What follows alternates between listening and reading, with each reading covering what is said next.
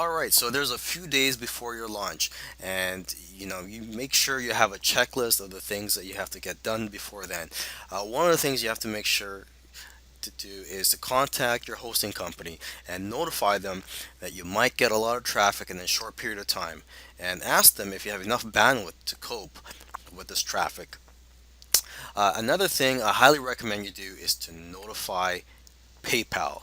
Okay, if you get a sudden surge in sales and it's more than your usual daily activity, it may raise a red flag with PayPal, and PayPal may limit your account. They may hold your funds, and they may investigate what's going on, and who knows how long this hold or this limit they put on your account will be. So you may not be able to withdraw any funds until the investigation is over.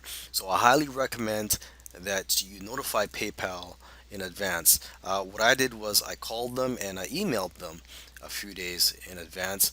I called them to put a note on my account saying that there may be a sudden surge in sales on a particular date for the duration of my launch, and I also called PayPal the day before just to confirm that there was a note on my account.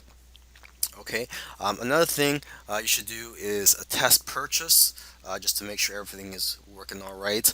My last launch was on the affiliate network called JVZoo, and they have a function there where you're able to do a test purchase for 1 cent. Okay.